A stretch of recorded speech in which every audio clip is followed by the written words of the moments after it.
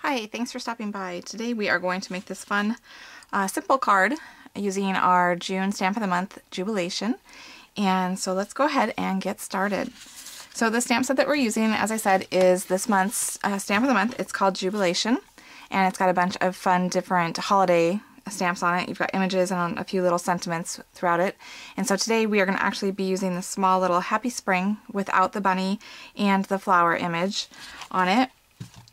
So how we're going to start is we're going to take one of our value pack White Daisy cards that are already pre-scored and just fold that in half. And then, as I was saying, we're going to just use part of this image. We don't want to get the bunny on it, we just want the Happy Spring. So we're going to go ahead and take our Hollyhock ink and we're going to just stamp that on the edge of the pad, so that way we're not inking up the bunny. And you can always flip it over and just make sure if you have any extra ink you can just wipe it off with your finger, but it looks like it's going to be okay for us. And then we're going to go ahead and just stamp that sentiment down in the bottom right hand corner. So you've got your Happy Spring.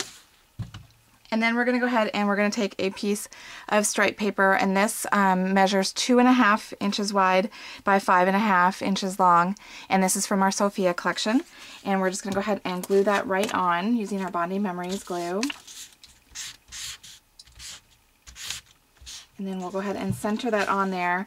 And that's actually the reason I put our sentiment on first, so that we'd have a better concept of where centering would be so that it wasn't too close. And we also need to put our ribbon on there as well. So we're going to go ahead and do that. And then the next piece we're going to use is our pear cardstock, which coordinates beautifully with the Sophia paper. And this measures 1.25 inch wide by 5.5 long. And what I've done already is I've taken our sanding block and I used the coarse side of our sanding block and I just rubbed it along the edge just to expose that white core, just to give it a little bit more visual appeal to it, I guess you could say. And we're going to go ahead and we're going to glue that right down the middle of our card.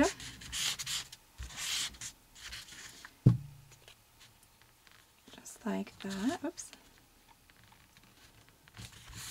Okay. And then we're going to go ahead and punch out some of our shapes here as our focal point. We are going to use our 2-inch scallop circle punch and also our 1.25 circle.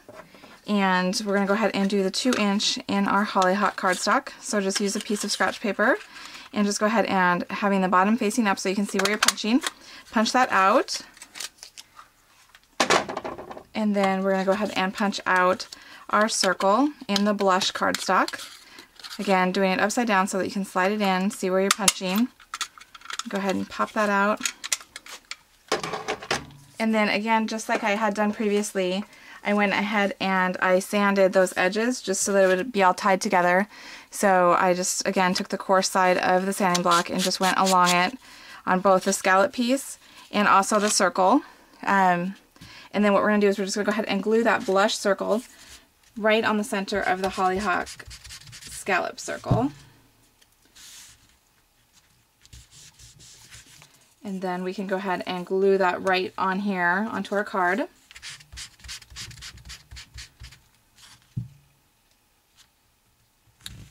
Like that. And then we're going to go ahead and do some stamping again. Taking a piece of scratch White Daisy cardstock, we're going to use both our blush ink and our Hollyhock ink.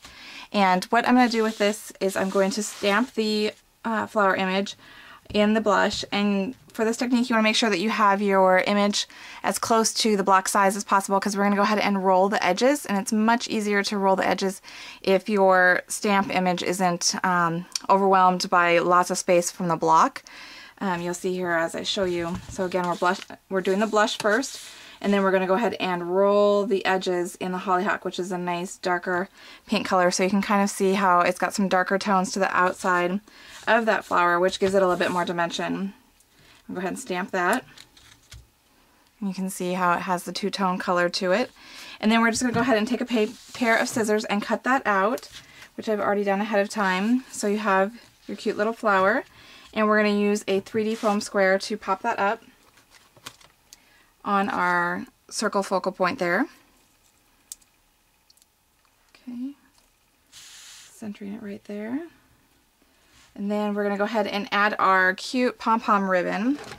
I like this ribbon. It looks so feminine. It's just so fun and flirty. So what I did is I actually cut the pom-pom ribbon a little bit longer than the card. You could certainly go ahead and affix it onto your card and then cut it to size. So I just took 3 glue dots, the little mini ones, and I put one on the end, one on the other end of the card, and then one in the middle. And then you can go ahead and lay your ribbon down on those glue dots, giving it a nice firm hold, pushing it down. And then you can just go ahead and take your scissors and snip off the ends so that it's exact to your card.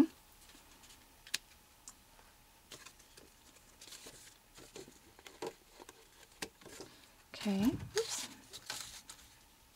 Guess I pulled it too hard when I was cutting it. And then you're going to do the same thing with the top. You're going to do another row of the pom-pom ribbon. And then to finish it off, we're going to take our Stardust Glitz Glitter Gel, and we're going to put a little bit in the center of the flower, just to give it a little sparkle. And then what I did is I just did some small little dots leading up to that flower. So you could do as many as you'd like. And then you're just going to like go ahead and set it aside to dry. And so when it's all done, you're going to have this fun little card here. So I hope you've enjoyed it, and thanks for stopping by.